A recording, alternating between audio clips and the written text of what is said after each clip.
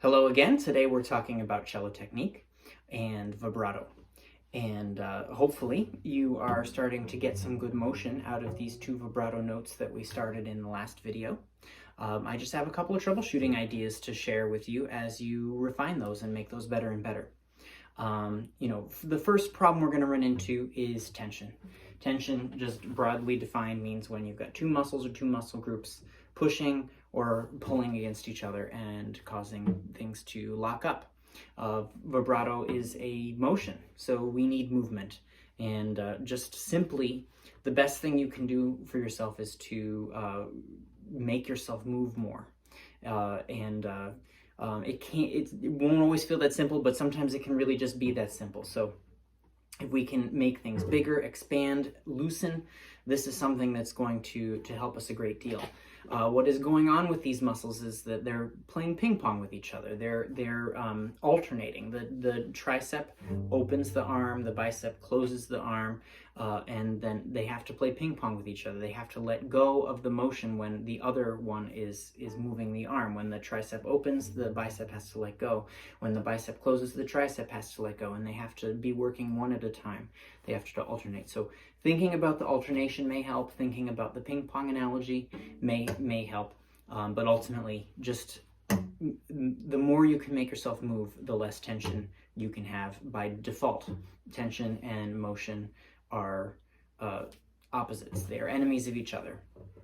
So a couple of other things that can potentially limit the effectiveness of the vibrato there are a couple of other details.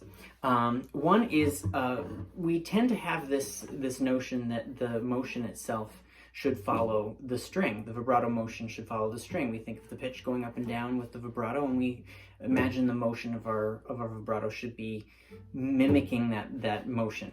And it's not true. Our vibrato motion really needs to follow our arm. We can't change the architecture of our arm or the shape of our arm. And so the motion has to be compatible with the shapes that our arm can make. And, when we're down here, doing vibrato here, there's not much confusion about it because the motion itself is going to be reasonably the same as the angle of the string. If we go up really high, you can see how not true that is anymore. This is the angle of my arm, the angle that my opening and closing is going to, the motion that movement is going to create. And this is the direction that motion has to be in order for the vibrato to work. If I do things with other muscles in my arm to try to artificially make the vibrato travel the same line as the string, it's going to make my vibrato work a lot less well. And we all kind of just have this natural expectation that it should follow the string, and we need to work against that and make the vibrato follow our arm instead. And you're not playing up here where it's going to be more obvious. You're playing down here, but even in this range, that motion isn't. This is the angle of my arm. This is the angle of the motion. It's not going to match exactly where the string is. It's going to have to follow the motion that my arm can create.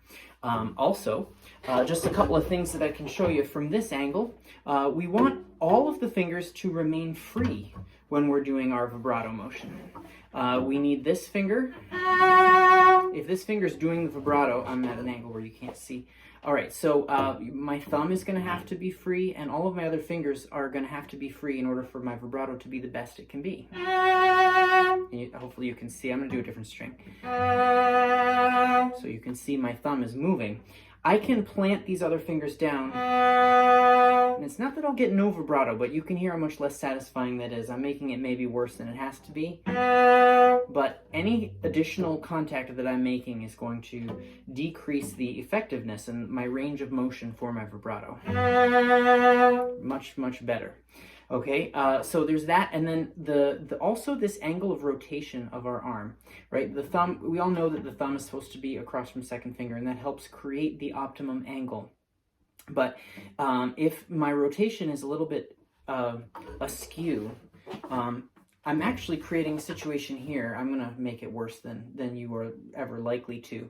But the vibrato motion, if I'm creating the correct vibrato motion that we just practiced and achieved, that motion is jamming my finger into the fingerboard instead of creating this vibrato motion along the fingerboard that can make the string, can make the vibrato work on the string. So the optimum place for us to feel that the placement of the finger on the string is actually going to be a little bit on this side of the finger. It's going to be just to this side of the center of the finger. You know, there's a range that works, but that's kind of the optimum place. So having that there, having the thumb across from second finger, keeping all of those other fingers free, you know, you can also play around with your arm angle, where how far back it is or how far forward it is, so that you can make sure that you're using the turning of the arm to get the string down instead of pushing, pulling, or squeezing. These are all things that can free your vibrato motion to be the best it can be.